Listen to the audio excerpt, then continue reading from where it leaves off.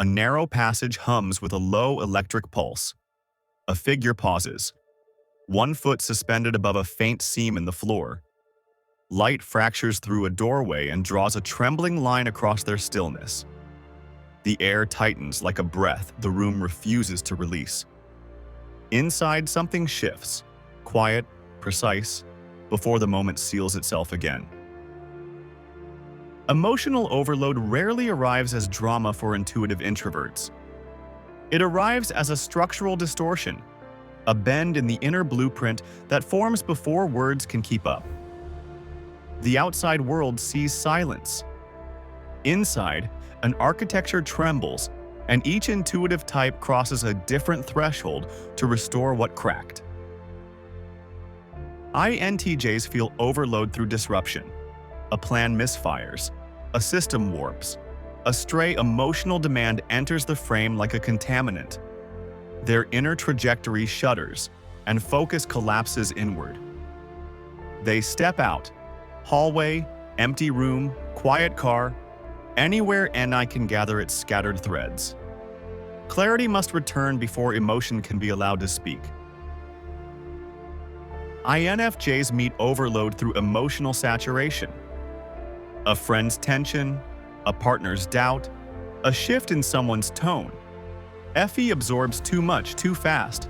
Their inner landscape blurs as boundaries dissolve. They withdraw not to reject, but to breathe. Solitude lets NI redraw what was lost.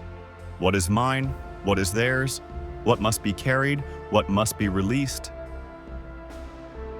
INFPs reach overload through a fracture in meaning. A value misread. An intention dismissed. A principle wounded at its quiet center. FI contracts. NE multiplies symbolic echoes.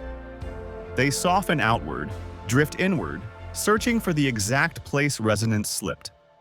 Their retreat is not distance, it is realignment. INTPs sense overload as incoherence. Not emotion, but the inability to model emotion. TI reaches for structure, NE scatters possibilities. Nothing stabilizes. They pace, stare, dismantle thoughts piece by piece, trying to build a frame capable of holding the feeling without distortion. Only when the structure settles can the emotion reveal itself. NI becomes brittle when disrupted. FI becomes hypersensitive when meaning fractures. TI destabilizes when emotion has no defined shape. Each dominant function twists when its internal contract is breached, not when feelings are too strong.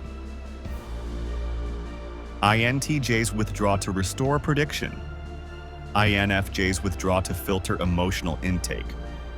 INFPs withdraw to recenter value resonance.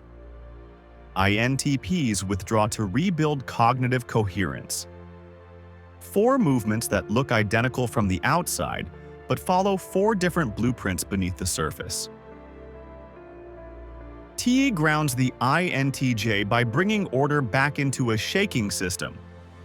FE guides the INFJ toward clarity once emotional noise has drained away. NE frees the INFP from spiraling interpretations and helps them return to symbolic truth. NE also liberates the INTP from stalled analysis, reopening pathways TI can finally stabilize. Recovery always follows the same rhythm. Stabilize, then reintegrate. INTJs guard conceptual precision. INFJs guard emotional sovereignty. INFPs guard value integrity. INTPs guard structural coherence.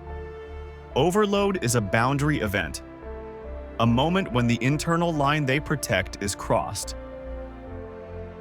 Growth asks each type for something different.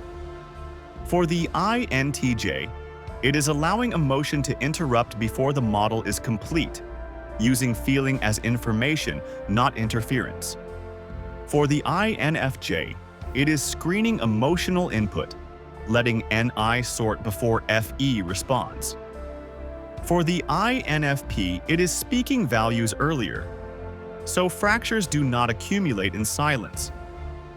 For the INTP, it is tolerating raw emotion, letting FE speak simply without TI demanding immediate structure. None of this is fragility. It is recalibration, the psyche adjusting to maintain coherence. Picture 4 quiet doors.